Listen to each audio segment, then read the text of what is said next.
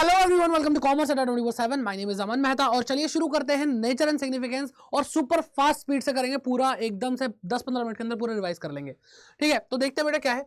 यहाँ पर आपको दिखाई दे रहा होगा बेटा कि मैनेजमेंट क्या है। मैनेजमेंट एक प्रोसेस है जिससे process to get work done, इन दूसरों से काम करवाना। ये प्रोसेस के अंदर बेटा फंक्शंस होते हैं। कौन से फंक्शन? सेट ऑफ फंक्शन क्या है बेटा? POSDC यानी planning, organising, staffing, directing, controlling होता है। ठीक है, जो काम करवाना है वो कैसे करवाना है? इफेक्टिवली करवाना है, यानी टाइम से काम खत्म होना चाहिए, और एफिशिएंटली करवाना है, यानी जो मिनिमम कॉस्ट है उसके अंदर कवर हो जाना चाहिए। ठीक है, फिर मैनेजमेंट के फीचर की बात करें तो बेटा फीचर है CID का मग्गा। सर ये क्या है CID का मग्गा? तो बेटा अभी दिखा देते हैं। देखो, CID का मग्गा मतलब C से कॉन्टिन्यूस प्रोसेस, I से इंटेंजिबल फोर्स, D से डायनामिक फंक्शन, M से मल्टी डायमेंशनल। और मल्टी डायमेंशनल मतलब यहाँ पे मैनेजमेंट किस चीज का हो रहा है बेटा? मैनेजमेंट हो रहा है WPO यानी वर्क का, पर्संस का, और बेटा ऑपरेशंस का। ठीक है, G से ग्रुप एक्टिविटी, G से गोल ओरिएंटेड, A से ऑल परवेसिव। ठीक है, तो ये आपको हेडिंग्स याद करने में बहुत काम आएंगी। ये जो निमोनिक्स हैं, ये ट्रिक्स हैं, ये बेटा बहुत काम आएंगी। ये आज की क्लास में बहुत सारी है। ठीक है, तो फीचर ये हो गया बेटा। अच्छा, डिटेल में बेटा आपको पढ़ा दिया है, तो इसलिए ये मैं सोचना कि डिटेल में नहीं पढ़ा रहे हैं, डिटेल में पढ़ा चुके हैं। पूरा क्या कहते हैं, part A part B complete हो चुका है। मैं आपको एंड में बता दूंगा। ऑब्जेक्टिव की बात करते हैं। मैनेजमेंट का ऑब्जेक्टिव क्या है? 3 ऑब्जेक्टिव बेटा, ऑर्गेनाइजेशनल है, पर्सनल है और सोशल ऑब्जेक्टिव होता है। ऑर्गेनाइजेशन में बेटा ऑप्टिमम यूज ऑफ रिसोर्सेज होता है। क्या होता है बेटा? ऑप्टिमम यूज ऑफ रिसोर्सेज करना होता है। ओके, और SPG यानी सर्वाइवल, प्रॉफिट और ग्रोथ, ये 3 चीजें क्या कहते हैं हमारे ऑर्गेनाइजेशनल ऑब्जेक्टिव में आते हैं। पर्सनल की बात करते हैं। पर्सनल का मतलब होता है पर्सन, मतलब एम्प्लॉइज से कौन लोग हैं? एम्प्लॉय की नीड। तो बेटा फाइनेंशियल नीड होती है, सोशल नीड होती है, हाई लेवल नीड होती है। तो भाई फाइनेंशियल नीड के अंदर अगर हम बात करें तो बेटा जो हमारी एक कंपिटेंट सैलरी होनी चाहिए एम्प्लॉय की, वो होनी चाहिए। सोशल नीड मतलब जो भी जिनके बीच में वो काम करता है वहां पे उसको रिकॉग्निशन मिलनी चाहिए। एंड हाई लेवल नीड मतलब उसका एज अ पर्सन डेवलपमेंट होना चाहिए। ठीक है, और फिर आता सोशल ऑब्जेक्टिव। सोशल ऑब्जेक्टिव क्यों बेटा? इंटरेस्ट ऑफ सोसाइटी पे ध्यान देना है आपको, प्रोवाइड एम्प्लॉयमेंट यानी एम्प्लॉयमेंट दो, पॉल्यूशन से बचाओ सोसाइटी को, एंड इंप्रूव लिविंग स्टैंडर्ड और लोगों का जो जीने का तरीका है, जीविका है, उसको अपलिफ्ट करना है। ठीक, फिर बात करते हैं बेटा मैनेजमेंट की। ये आपका पहला ही चैप्टर, पहले चैप्टर की पहली यूनिट खत्म हो जाती है। फिर management as science, arts and profession. तो साइंस क्या होता है बेटा? साइंस होता है SBOK यानी सिस्टमाइज्ड बॉडी ऑफ नॉलेज। क्या होता है? सिस्टमाइज्ड बॉडी ऑफ नॉलेज, जो एक्सप्लेन करता है जर्नल ट्रुथ को, सच बताता। साइंस क्या? सच बताता कि ऐसा होता है। ओके बेटा, तो साइंस की कैरेक्टरिस्टिक्स अगर मैनेजमेंट की कैरेक्टरिस्टिक्स से मिल जाती है, मैच हो जाती है, तो इसका मतलब जो मैनेजमेंट है वो साइंस है। तो चलिए देखते हैं। तो SBOK यानी सिस्टमाइज्ड बॉडी ऑफ नॉलेज। तो क्या मैनेजमेंट के पास भी सिस्टमाइज्ड बॉडी ऑफ नॉलेज है? जी हाँ, बिल्कुल है। Okay, principle based on experiment. तो भाई साइंस में क्या होता है? एक्सपेरिमेंट्स होते हैं, उसके बेस पे ये प्रिंसिपल सिद्धांत देते हैं। क्या मैनेजमेंट में भी ऐसा है? जी हाँ, बिल्कुल है। फिर बेटा थर्ड जो आता है वो है यूनिवर्सल वैलिडिटी, यानी ग्रेविटी का अगर लॉ है तो हर जगह काम करता है, पूरी दुनिया में हर जगह काम करता है। तो क्या मैनेजमेंट के जो प्रिंसिपल्स हैं वो भी हर जगह काम करते हैं? तो हाँ, करते हैं, लेकिन उतना एग्जैक्टली नहीं कर पाते, बिल्कुल परफेक्ट आउटपुट नहीं देते, रिजल्ट नहीं देते हर बार। तो बेटा यहाँ पे इसमें थोड़ा सा हमें डाउट हो गया। तो ये 3 कैरेक्टरिस्टिक्स को हमने देखा, 2 मैच होते हैं, एक थोड़ा सा डाउट रहता है। तो कंक्लूजन क्या निकलता है बेटा? Not a perfect science. ये परफेक्ट साइंस नहीं है, जबकि इसको हम सॉफ्ट साइंस बोल सकते हैं, इनएग्जैक्ट साइंस बोल सकते हैं। और ये बात समझ में। आर्ट की बात करते हैं। आर्ट क्या बेटा? आर्ट है application of, practical application of existing knowledge skilfully. तो बेटा नॉलेज क्या है? नॉलेज तो साइंस है, और ये जो साइंस है इसको अगर आप प्रैक्टिकली अप्लाई करते हो, एग्जिस्टिंग नॉलेज है ना बेटा, और कैसे करते हो? स्किलफुली करते हो, तरीके से, सही तरीके से, कुशलता पूर्वक। जैसे भाई अगर मान लो आपको डांस आता है तभी आप कर रहे हो, डांस आता नहीं है फिर भी ठुमके लगा रहे हो, ये तो गलत है। तो बेटा स्किलफुली नहीं कर रहे हो तो वो आर्ट सही नहीं है आपकी। तो इसके अगर कैरेक्टरिस्टिक्स मैनेजमेंट से मैच होते हैं तो मैनेजमेंट एक आर्ट है। तो देखते हैं बेटा, ठीक है, existence of theoretical knowledge, EOTK यानी existence of theoretical knowledge, short में रखा है ताकि भाई आपके जो नोट्स हैं वो बहुत शॉर्ट रहे। एक पेज के अंदर पूरा चैप्टर है बेटा। ठीक है, फिर आता है बेटा पर्सनलाइज्ड एप्लीकेशन। तो बेटा एग्जिस्टेंस है थियोरेटिकल नॉलेज का, एग्जिस्टेंस मैनेजमेंट के पास भी बहुत सारे बेटा विद्वान रहे हैं मैनेजमेंट में, जिन्होंने एक्सपर्ट है वो, और उन्होंने बहुत सारी बातें बताई हैं, लिखी हैं, बुक्स छाप रखी है बेटा। ठीक है, पर्सनलाइज्ड एप्लीकेशन। आर्ट में भाई अलग अलग सिंगर है, अलग अलग एक ही गाना गाएंगे तो अपना अलग फ्लेवर देते हैं बेटा। तो ऐसे ही मैनेजमेंट में भी अलग अलग जो मैनेजर्स होते हैं, पर्सन टू पर्सन ये जो स्किल है, जो प्रिंसिपल है वो वेरी करता है मैनेजमेंट का। ठीक है, तो ये पर्सनलाइज्ड एप्लीकेशन भी होती है इसकी। थर्ड आता है based on practice and creativity. भाई जितना हम प्रैक्टिस करते हैं, जितना हम क्रिएटिव होता है, आर्ट हमारी उतनी अच्छी होती है। मैनेजमेंट में सेम ये बात अप्लाई होती है, जितना आप प्रैक्टिस करोगे, जितना आप क्रिएटिव रहोगे मैनेजमेंट को लेकर के, तो बेटा उतना आप बेहतर कर पाओगे। तो ये तीनों ही जो कैरेक्टरिस्टिक्स थे वो मैनेजमेंट में आर्ट वाले दिखते हैं। कंक्लूजन क्या बेटा? आर्ट है, यस, मैनेजमेंट एक आर्ट है। और इसको हम बोलते हैं health as best work technique. तो मैनेजमेंट क्या बेटा आर्ट के रूप में एक बेस्ट वर्क टेक्निक की तरह देखी जाती है। फिर आता है बेटा प्रोफेशन। प्रोफेशन के क्या होता है बेटा conducted by a person. Profession एक इकोनॉमिक एक्टिविटी है जो कोई पर्सन कंडक्ट कर रहा है, कोई जानवर कोई और कंपनी नहीं, इंसान को ही कंडक्ट करना पड़ता है।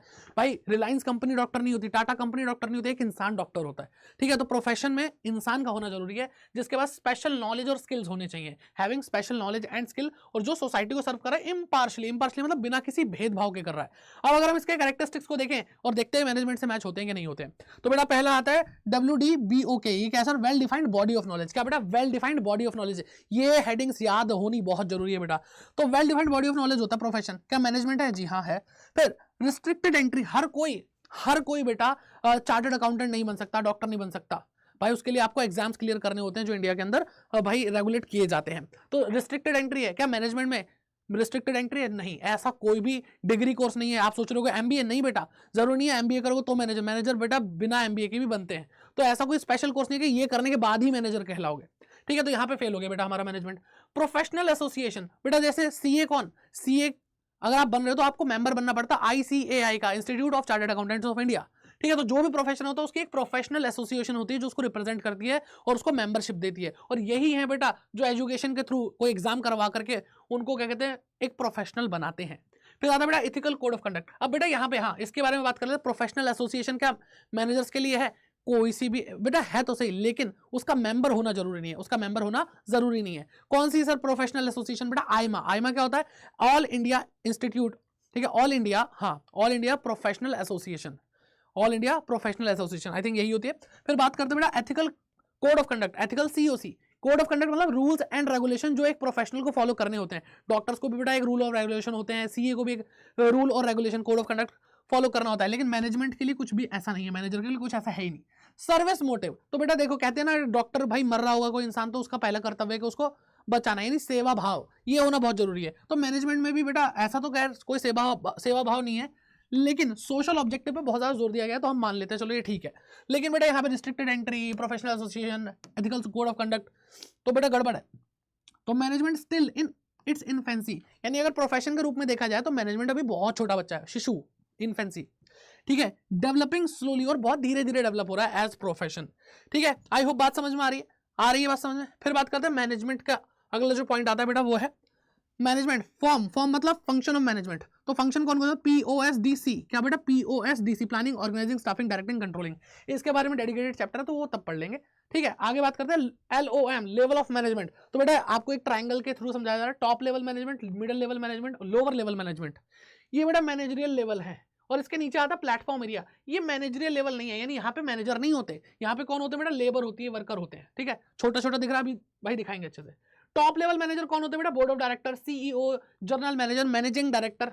ठीक है, मिडिल लेवल मैनेजर कौन होते हैं बेटा? डिपार्टमेंटल या फंक्शनल मैनेजर, जैसे सेल्स मैनेजर होता है, प्रोडक्शन मैनेजर होता है, जो डिपार्टमेंट का हेड होता है किसी। ठीक है, लोअर लेवल मैनेजर कौन होते हैं बेटा? सुपरवाइजर होते हैं, फोरमैन होते हैं, जो भाई वर्कर को काम करते हुए देखते हैं कि भाई सही कर रहे हैं नहीं कर रहे हैं। ओके, अब इनके फंक्शंस की बात करते हैं। तो टॉप लेवल मैनेजर के फंक्शन के लिए आपको मैंने ट्रिक दिया है ABCD का ओपा। क्या बेटा? ABCD का ओपा। सर ये क्या अजीब सी बात कर रहे हो? तो बेटा यहाँ पे अगर आप ध्यान से देखोगे तो ABCD का ओपा क्या है? A for assembling resources, B for approve budget, ये बजट अप्रूव करते हैं, C for controlling work performance. भाई क्या कर रहे हैं? Top level manager work performance, सब लोग काम कर रहे हैं नहीं कर रहे हैं, कितना काम करना चाहिए, सारी चीजें देखते हैं। D से क्या है? डिटरमाइन, क्या डिटरमाइन करना बेटा? ओपा।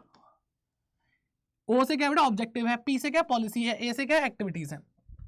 ठीक है, आई होप ये चीजें हेल्प करें, कमेंट सेक्शन में बता देना बट कौन सी फेवरेट है आपकी ट्रिक। फिर बेटा अगर हम बात करते हैं मिडिल लेवल मैनेजमेंट की, तो यहाँ पे डिपार्टमेंटल फंक्शन जो है बेटा ACP IIM से पड़ेगा। ACP दया कुछ तो गड़बड़ है, वो वाला ACP IIM से पड़ेगा। तो क्या है बेटा इसका फुल फॉर्म? तो बेटा A से अपॉइंटिंग एम्प्लॉइज, C से क्रिएटिंग कॉर्पोरेशन, P से प्रिपेयरिंग ऑर्गेनाइजेशनल सेटअप, I से इंटरप्रेटिंग पॉलिसीज, I से इशूइंग इंस्ट्रक्शन एंड M से आता मोटिवेटिंग एम्प्लॉइज। ये होते हैं बेटा मिडिल लेवल मैनेजमेंट के फंक्शंस। ओके, फिर बात करते हैं बेटा आगे लोअर लेवल मैनेजमेंट की। ही इज CE मतलब सिविल इंजीनियर, ऐसे ही समझ लो। क्या है बेटा? लोअर लेवल मैनेजमेंट के जो फंक्शंस हैं वो क्या है बेटा? He is civil engineer. तो H से क्या बेटा? Helping middle level management. तो लोअर लेवल मैनेजमेंट जो होता है वो मिडिल लेवल मैनेजमेंट की मदद करता है। E से क्या होता है बेटा? ये इंश्योर करता है कि वर्किंग एनवायरनमेंट अच्छा है कि नहीं है, वर्क एनवायरनमेंट अच्छा है कि नहीं है, क्योंकि इनके नीचे जस्ट कौन होता है बेटा, लेबर वर्कर ये काम कर रहे होते हैं, तो उनको देखना होता है कि भाई अच्छे से काम कर रहे हैं, इनको एनवायरनमेंट मिल पा रहा है नहीं मिल पा रहा है, सारे बेटा इनके टूल्स वगैरह मशीन वशीन सब बढ़िया कि नहीं। आई से क्या आता है बेटा, आई से आता है इनवाइटिंग सजेशन, बेटा ये मिडिल लेवल मैनेजमेंट को सजेशंस वगैरह देते हैं। ऐसे आता है सबमिटिंग वर्कर ग्रेवियांसेस, तो बेटा जो पीड़ा दुख दर्द कंप्लेंट्स होती हैं जो वर्कर होते हैं उनकी पहुंचाते हैं ऊपर तक। फिर आता है बेटा सी से क्रिएटिंग बेटर ह्यूमन रिलेशन। अब सबसे ज्यादा कौन होता है बेटा ऑर्गेनाइजेशन में, वर्कर क्या होते हैं, वर्कर होते हैं, लेबर होते हैं, जो मैनेजमेंट का पार्ट नहीं होते, तो ये उनका रिलेशनशिप बेटा बहुत अच्छा बना के रखता है कौन, लोअर लेवल मैनेजमेंट। फिर आता है बेटा ई से इंश्योर सेफ्टी ऑफ वर्कर, भाई वर्कर काम कर रहे हैं फील्ड पे, कुछ चोट ना लगे, सारी सेफ्टी वगैरह के बारे में ध्यान रखते हैं। ठीक है, आई होप याद हो रहा है। अब बेटा ये भी खत्म हो गया। अब लास्ट आता है बेटा कोऑर्डिनेशन। कोऑर्डिनेशन क्या, कोऑर्डिनेशन का मतलब क्या है, ये एक प्रोसेस है जो हार्मनी तालमेल, ठीक है, बैठा के रखती है अलग अलग एक्टिविटीज में, और ऑर्गेनाइजेशनल ऑब्जेक्टिव अचीव करवाती है। क्या करवाती है बेटा, ऑर्गेनाइजेशनल ऑब्जेक्टिव अचीव करवाती है। इसकी जरूरत कहां होती है बेटा, नीड एट ऑल लेवल में, ऑल लेवल ऑफ मैनेजमेंट, कोई भी लेवल ऑफ मैनेजमेंट है, टॉप है, मिडिल है या लोअर लेवल मैनेजमेंट है, हर जगह पे बेटा इसकी जरूरत होती है। क्यों, क्योंकि सिंगल पर्सन अगर है, एक इंसान कोई काम कर रहा है, तो कोऑर्डिनेशन की जरूरत ही नहीं है, हमेशा ग्रुप एक्टिविटी में कोऑर्डिनेशन की जरूरत होती है। फिर बात करते हैं बेटा कंसर्न विद ग्रुप एफर्ट, ठीक है, जो कोऑर्डिनेशन होता है वो ग्रुप एफर्ट से जुड़ा हुआ होता है। कोऑर्डिनेशन फिर याद करो तालमेल, सब में तालमेल होना चाहिए, ठीक है। तो ग्रुप एफर्ट क्या बेटा, एवरी LOM यानी every level of management is a group. आप लोअर लेवल मैनेजमेंट की बात करो, बहुत सारे सुपरवाइजर होते हैं, बहुत सारे फोरमैन होते हैं, ठीक है। आप किसकी बात करो, मिडिल लेवल मैनेजमेंट की बात करो, वहाँ पे प्रोडक्शन हेड होता है, वहाँ पे बेटा सेल्स मैनेजर होता है, वहाँ पे अकाउंटेंट होता है, सारे लोग होते हैं जो अपने अपने डिपार्टमेंट के हेड है सबसे टॉप पे, ठीक है। और अगर हम बात करते हैं टॉप लेवल मैनेजमेंट की, वहाँ पे बेटा बोर्ड ऑफ डायरेक्टर बहुत सारे होते हैं, आपको पता है, जनरल मैनेजर, मैनेजिंग डायरेक्टर, बहुत सारे लोग होते हैं। तो अगर वैसे देखा जाए लेवल ऑफ मैनेजमेंट में अलग अलग बहुत सारे होते हैं। और अगर मैं कहता हूँ एक एक इंसान भी होगा, एक एक इंसान भी अगर होगा, तो बेटा वहां पर top level management, middle level और लोअर लेवल, इन तीनों लेवल को भी मिलाकर ये ग्रुप ही तो बन रहा है। तो इस तरह से आप ये पॉइंटर्स जरूर लिख के आएंगे अपने एग्जाम में। फिर आता है बेटा एसेंस ऑफ मैनेजमेंट, ये पेपर में बहुत बार आता है बेटा। कोऑर्डिनेशन क्या है, एसेंस ऑफ मैनेजमेंट है, ये कोई सेपरेट फंक्शन नहीं है। जो मॉडर्न मैनेजमेंट एक्सपर्ट हैं उनके पॉइंट ऑफ व्यू से कहा गया है कि भाई इसको एक अलग से फंक्शन मत समझो मैनेजमेंट का, ये तो सब जगह है, planning, organising, staffing, directing, controlling, सब में कोऑर्डिनेशन शुरू से लेकर एंड तक होता ही है। फिर बात करते हैं बेटा कैरेक्टरिस्टिक्स की। कैरेक्टरिस्टिक्स का बेटा आपको मैंने ट्रिक दिया है, डी प्राइज। क्या बेटा, D prize, sir D prize क्या होता है, तो बेटा डी से होता है deliberate function. Coordination deliberate function, अपने आप नहीं होता, करना पड़ता है। पी से परवेसिव यानी ऑल परवेसिव, कोऑर्डिनेशन हर जगह होता ही है, हर जगह पाया जाता है। और कोऑर्डिनेशन का बेटा रिस्पांसिबिलिटी ऑफ ऑल मैनेजर। आई से इंटीग्रेट ग्रुप एफर्ट, जो अलग अलग लोग काम करें उनको एक करता है, क्योंकि उन सबके बीच में तालमेल बैठाता है। सी से कॉन्टिन्यूस प्रोसेस, कोऑर्डिनेशन भाई कॉन्टिन्यूस प्रोसेस, एक बार कोऑर्डिनेशन बन गया ऐसा नहीं दोबारा भाई अपने आप बनता रहेगा, नहीं, बार बार आपको कोऑर्डिनेशन बनाते रहना पड़ता है। एंड लास्ट आता है बेटा इंश्योर यूनिटी ऑफ एक्शन, कि जो भी काम हो रहा है वो एक उसकी यूनिटी होनी चाहिए, एकता होनी चाहिए उस एक्शन के अंदर। ओके, ये चीज आ गई।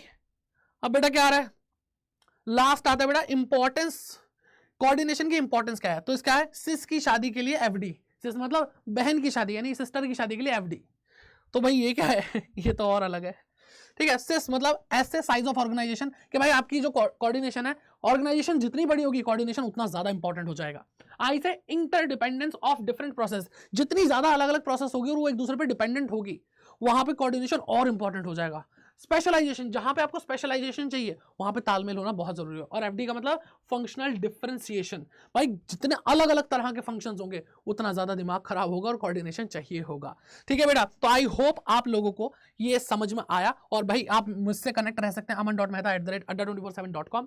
कमेंट करके जरूर बताइए कौन सी बेटा आपको जो ट्रिक है वो सबसे अच्छी लगी। और आप भाई हैशटैग यूज जरूर करें, योद्धा हो अमन सर, योद्धा हो तुम, और बोर्ड एग्जाम तक हमेशा एंड तक रहेंगे, आप लोगों को आगे तक पहुंचाएंगे। आई होप वीडियो अच्छी लगी तो सबका शेयर भी जरूर कर देना, कमेंट करना, लाइक करना, बता देना मजा आया कि नहीं आया, और ऐसी वीडियोस का इंतजार रहेगा, कौन से चैप्टर की वीडियो आपको पहले चाहिए, ठीक है। All the best.